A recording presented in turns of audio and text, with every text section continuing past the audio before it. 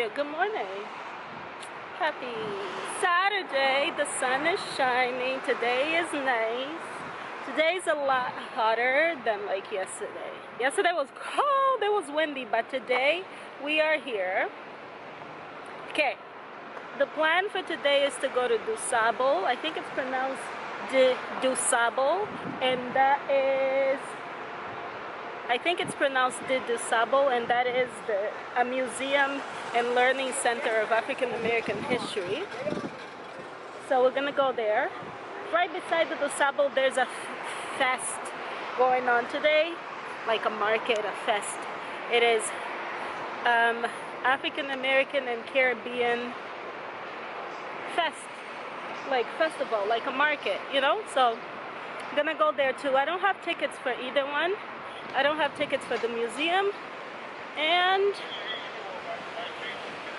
I don't have tickets. I don't have tickets for either one. No tickets for the museum and no tickets for the festival. But I'm hoping to be able to get tickets at the door and get in. Anyway, you guys.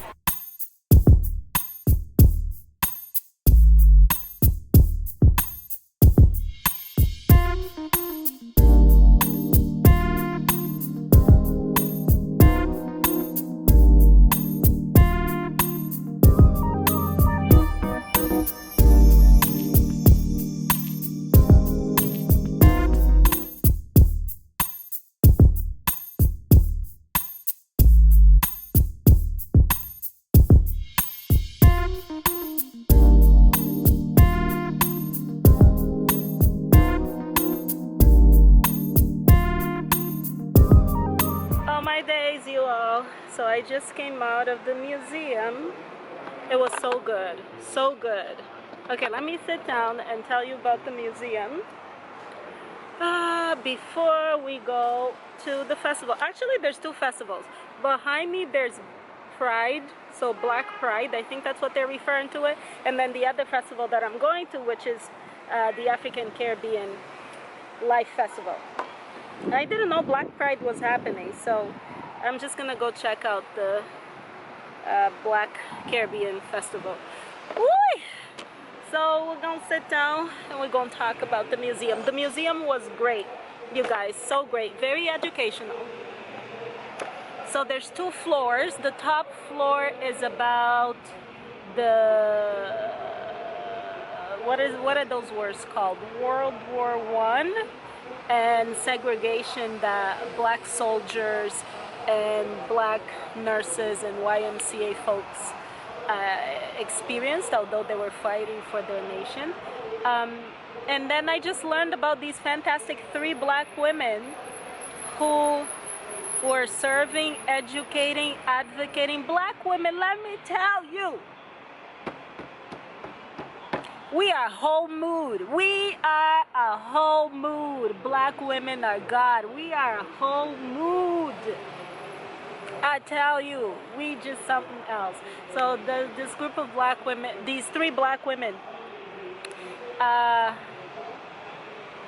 who, you know, were educating and fought for the rights of the black soldiers who were taking care of them, I think mainly in France. And then one of them ran for Congress when she came back. My girl was like, listen here, I'ma run for Congress. She could do that. She educated, she got whole masters. This is 1930s or something. She gonna do it. I'm like, yes, black women are life. It was so good. Such a great museum. And then they talk about the mayor of Chicago, the first black mayor of Chicago that was elected in like 83 or 85. Pretty cool exhibit as well, and just very smart. Very artistic, very smart, the way in which it is done and presented. They kind of have an image of him and his lips move and all of that good stuff. It's just great. And then the ground floors, oh, there's also something very creative, very smart, and that is they're showing like what would happen if, I think his name is Equinox, I think, the kid's name, and they were saying what would happen if a child were documented on Instagram, you know, their enslavement and mistreatment. So that was very smart. That was really smart, very powerful. And they have a whole room that has some masks in it. And guess who was there? There's a whole mask of Angola. There's a mask of Angolan people. I was telling everybody in that room, that's where I was born. I'm from there. This is my country, everybody. The artifact is from my country. And obviously there's information about enslavement, the mistreatment of black peoples. There's information about the burnt down of Black Wall Street. There's information about the Ku Klux Klan, KKK, so there's that information as well. There's information about, Martin Luther King Jr., about Malcolm X.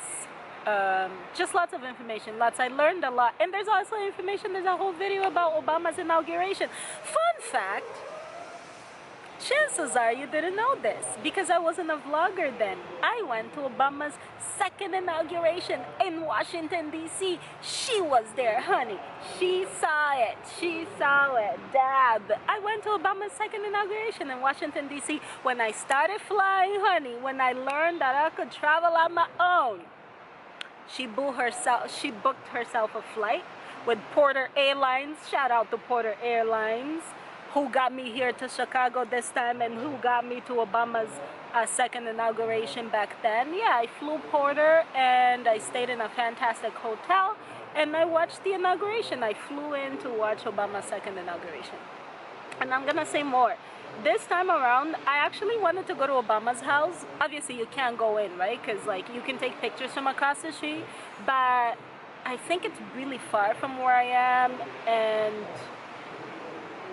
I was like, I don't want to take a whole Uber, spend all that money back and forth just to take pictures from across the street, you know? Unfortunately, this time around they'll pass.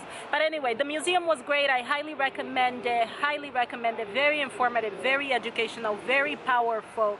Oh, and there was one amazing piece of art that is like a whole face of Martin Luther King Jr., and the way the artist did it, so in his face you can see drawings of his whole I Have a Dream speech. So I don't know how to explain it, but I'll put an image. So it's just brilliant. Talent, brilliance, amazing. So I would highly recommend it. Come and check out the museum. Entrance was only $11. Service was great. The guy at the service, when I went in, to buy my ticket, $11, he's like, okay, what's your zip code? I said, I don't have a zip code, I have a postal code because I'm from Canada. He's like, oh, you're from Canada? Say hi to Drake. I was like, don't you worry, I'm having dinner with Drake on Monday. I'ma say hi to him. That was fun. So highly recommend it. Come and check it out if you ever travel here or if you're in the Chicago area. Now we're gonna go to the festival because she's hungry. I'm hungry. I need to get some food in my system. I'm gonna drink some water, sit here for a sec, and then go to the festival. See you at the festival.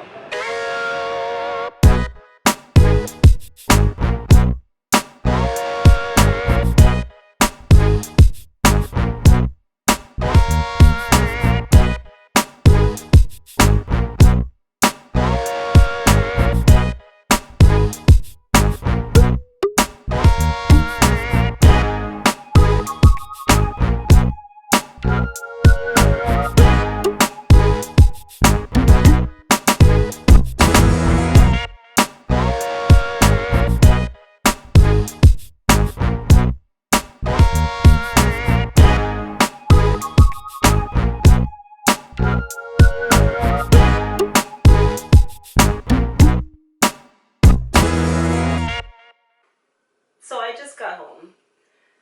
I just got back to the Airbnb, and let me tell you, I've never felt so glad to walk into four walls.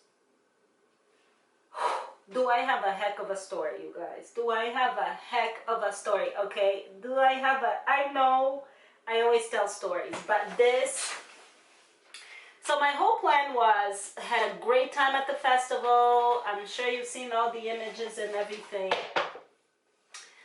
And then my plan was, because it's around 8:30, my plan was to come home, and then go home. Sorry, take a quick shower, put my feet up for a bit because I'm tired, and then pull myself together and go out tonight, because tonight is like Saturday night. Am I Saturday? Yeah, tonight is Saturday night. It's my last night here, and there's fireworks at the Navy Pier. So I was gonna go to the Navy Pier and watch the fireworks, which start at 10 p.m. I was like, perfect. Watch the fireworks at 10, maybe hang out by a bar, you know, or something, like a restaurant, bar or something. Just hang out, a bit of night activity, but I was gonna drop the camera, everything here, and then come home for like, say, 12 or something. But I really wanted to see the fireworks because everyone's talking about these fireworks. 4th of July fireworks happening on July 2nd, but 4th of July fireworks, I'm not leaving. I'm not leaving, and I'm looking forward to tomorrow and then going home. I had the most scary experience ever, okay? Like, I'm not even exaggerating. I'm not just saying this for like content purposes. I had the most scary experience ever. I went to the museum and the festival. So to come back to the Airbnb, according to Google, it was just 2 buses, a connection. So one of the connections, so I took the first bus, no problem, got off, and then I was to take another bus. Just one more bus to get me here to the Airbnb. And it drops me off at a corner. Sketchy, no disrespect, sketchy corner. Clearly it's an area of like an impoverished area, right? So there's 2 people at the bus stop, and you know, I've worked in the area of like addictions, and I can tell when it's someone who's unfortunately, you know, a substance user. So they're there. I waited for the bus for maybe, I'm not exaggerating, 40 minutes, and I witnessed about 4 dealings. 4 dealings, and there's no other place for me to stay. I have to be there because the bus is coming.